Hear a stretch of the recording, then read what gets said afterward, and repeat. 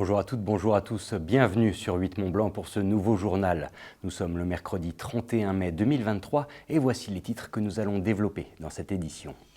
De la transmission de culture pour débuter, et cela depuis 50 ans déjà. C'est en effet l'âge vénérable de l'Institut universitaire technologique d'Annecy, l'IUT qui a dignement fêté l'occasion en présence de son créateur. Nous le verrons. Et puis de la culture, mais historique, cette fois-ci, avec le projet de de la chapelle-école de Maffray, sur la commune de Passy, en Haute-Savoie.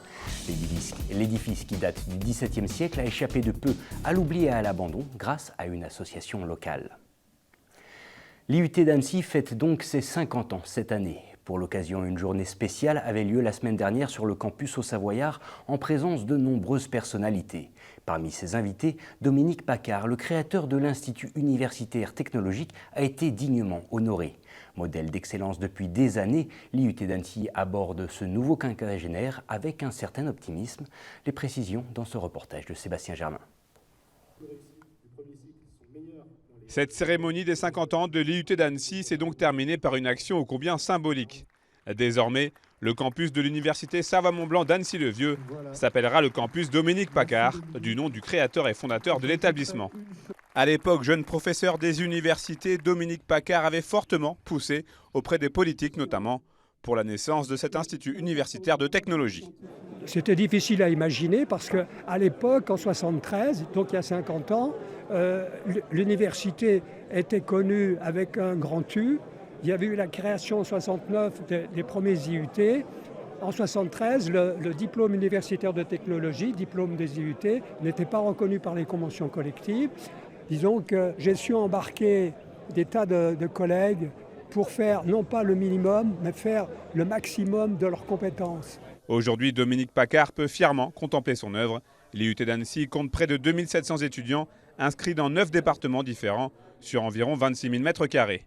Et au fil des années, l'Institut a su se faire une vraie place dans le monde de l'enseignement local. Je vous garantis que des projets, il y en a plein les cartons. Il faut plutôt freiner les équipes qui ont envie de développer. On peut parler d'excellence, ne soyons pas trop modestes parce qu'effectivement, d'abord nous attirons énormément d'étudiants. Nous sommes reconnus surtout auprès des entreprises, des collectivités territoriales qui chaque année nous apportent des fonds, des moyens.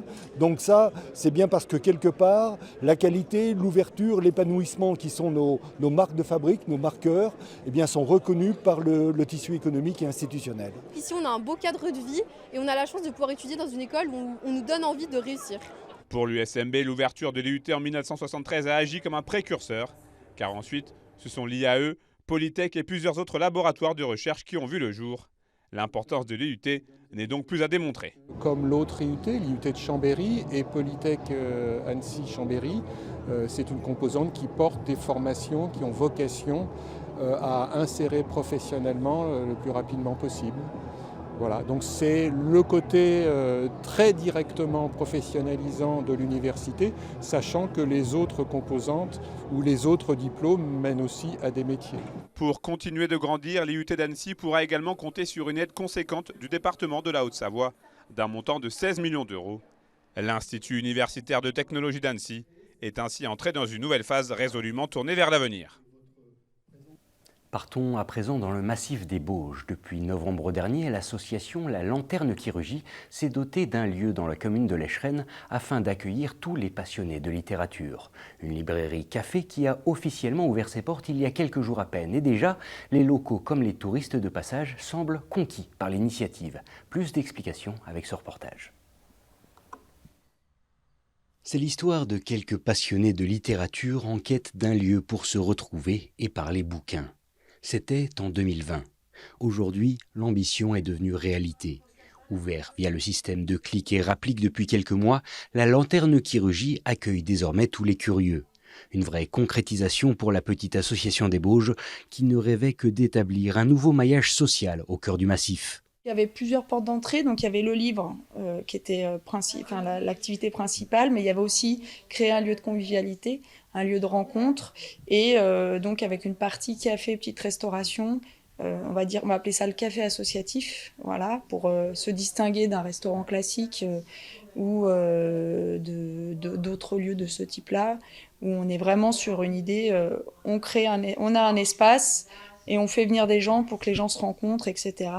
Et le livre, la culture au sens large, est le vecteur et le moyen pour que les gens se rencontrent et fassent connaissance. D'ailleurs, ce fameux lien social s'est tout de suite développé, ne serait-ce qu'au sein des équipes même de bénévoles qui ont trouvé ici bien plus qu'un passe-temps. Nous, on est l'équipe du mardi, on est 3 dans l'équipe du mardi et on s'occupe de l'expédition, enfin de la réception, on s'occupe de faire la vitrine, on s'occupe de voir les stocks, les commandes, etc.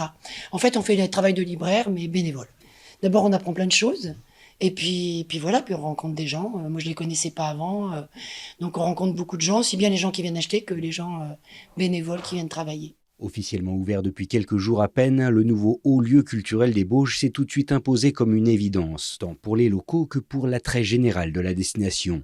La librairie la plus proche jusqu'à présent se situant à plus d'une trentaine de kilomètres. On se rend compte aussi dans les gens qui passent, il y a beaucoup d'excursionnistes, qu'on appelle les excursionnistes, c'est les gens des Villeportes du massif des Bauges, qui passent, qui viennent pour la journée ou le week-end, et les touristes aussi qui sont venus là aux vacances de février et à Noël et qui sont très contents de trouver un lieu comme ça sur le territoire. Sans compter les habitants qui sont enchantés et qui nous l'ont fait, remarquer, dit, redit à chaque fois avec beaucoup de témoignages très chaleureux, voilà, sur l'existence de ce lieu. Bénéficiant de l'accompagnement du département de Savoie et au terme d'un financement participatif couronné de succès, le pari est donc déjà gagné pour l'association, ses 2 salariés et sa trentaine de bénévoles. D'ailleurs, tous regorgent encore d'idées pour continuer de développer ce lieu déjà si bien intégré sur son territoire. Vous n'êtes pas sans savoir que notre territoire, justement, recèle de nombreuses pépites patrimoniales et culturelles. C'est également le cas dans la haute vallée de l'Arve, qui regorge de joyaux, et parmi eux, une chapelle-école située dans le hameau de Maffray, à Passy. Un édifice du XVIIe siècle qui a été laissé à l'abandon depuis de nombreuses années, mais depuis peu, une association de préservation du patrimoine, appuyée par la mairie, a décidé d'engager la restauration de la chapelle. Cela afin de pouvoir accueillir à nouveau du public. Manon Toiti s'est rendu sur place, on regarde son reportage. C'est face au massif du Mont Blanc que la chapelle-école de Maffray se dresse. Bâtie dans les années 1670, elle garde aujourd'hui ses portes closes. L'école a elle aussi fermé il y a 50 ans. Bérénice est une des dernières écolières à être passée par là. Je suis très émue parce que je vois qu'il y avait une vie. Quand l'école a fermé, la chapelle a été réouverte 1 ou 2 fois, je crois la dernière fois en 1980 ou 90, je ne sais pas exactement. Et donc la chapelle, elle est restée fermée, donc elle s'est détériorée. Donc c'est depuis les années 70 que vraiment le temps a marqué un peu son œuvre négative. Il y a quelques mois, Bérénice et ses collègues bénévoles ont obtenu les clés de la bâtisse. De l'époque, il reste quelques indices du passage des élèves, mais aussi des traces du temps. Voilà la petite chapelle de Maffray, dans son jus, avec ses fissures, sa poussière, ses nids.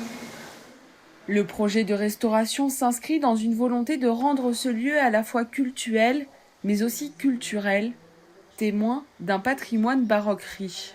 Ça veut dire la laisser ouverte pour les journées du patrimoine, permettre des visites. Et puis l'idée, c'est de faire des concerts de musique classique ou même autres. Alors ce ne sera pas des grands concerts, mais ça peut être aussi une expo photo sur les murs. Ça peut être l'occasion aussi pour la fête de la musique d'ouvrir la chapelle. Mais bon, l'idée, c'est pas d'avoir une idée pratique quotidienne de la chapelle religieuse, c'est plutôt un côté patrimonial. L'association est en étroite collaboration avec la commune de Passy. La mairie s'est engagée à être un soutien à la fois financier et humain pour ce projet. Et le patrimoine, si on n'entretient pas, il disparaît. Voilà. Donc on a cette volonté très forte sur la commune de mettre ce qu'il faut pour que ce patrimoine demeure. Pour l'instant, l'association recherche encore des fonds. Les travaux n'ont pas commencé mais devraient durer entre 3 et 4 ans. La vulgarisation scientifique comme base à la réflexion. C'est en substance l'idée sur laquelle s'est bâtie l'association Vent d'ailleurs, basée dans la Combe de Savoie. Chaque année, la structure organise plusieurs conférences afin de répondre aux questions des habitants. Ce vendredi, il a notamment été question de climat avec la nouvelle mouture du rapport du GIEC qui a été passé au crible à Albertville. Nous étions également présents. Reportage. Le changement climatique, ses risques et ses conséquences font depuis 1988 l'objet d'études approfondies. Après 6 rapports d'évaluation, le groupe d'experts intergouvernemental sur l'évolution du climat, plus connu sous l'acronyme de GIEC, poursuit la mise à jour de ces données. Des informations qui concernent aujourd'hui chaque habitant de la planète, mais encore faut-il pouvoir les interpréter. C'est sur ce constat que le journaliste scientifique Sylvestre Huette s'est lancé dans une vraie mission de vulgarisation. L'humanité tout entière a besoin de comprendre ce qu'il se passe, de savoir pourquoi et comment le climat est en train de changer et va changer de plus en plus fort et de plus en plus rapidement, et de déterminer collectivement quels moyens d'action elle va mettre en œuvre pour d'une part s'adapter au changement climatique inéluctable et d'autre part tenter, essayer, j'espère réussir à atténuer la menace climatique future en maîtrisant nos émissions de gaz à effet de serre, dont vous avez compris, puisqu'il s'agit de gaz, de charbon et de pétrole, qu'ils sont directement liés à la civilisation industrielle. Un message qui a vite trouvé écho auprès de l'association albertvilloise Vent d'ailleurs. Depuis une dizaine d'années, la structure s'est donnée comme objectif de porter l'information à tous les habitants du territoire, aidés par un orateur expert. Une formule qui a vite trouvé son public, soucieux de comprendre le monde qui les entoure. L'idée, c'est de partager de l'information, partager avec les citoyens, alors principalement d'Albertville, mais de toute la Savoie, sur différents thèmes. L'écologie, la santé, le travail. Et puis aussi, des fois, on papillonne un petit peu.